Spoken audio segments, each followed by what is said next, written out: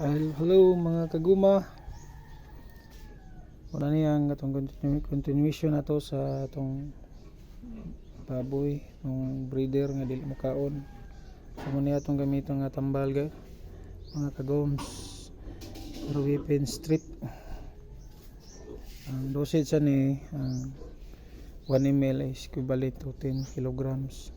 So ang itong baboy na itong injikanan ni karon is mga estimated weight is nasa 120 kilos.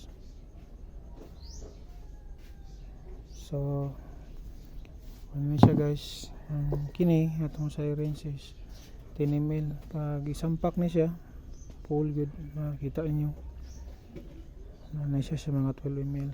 So tama na ni, enough na ni para sa iya. So let's go.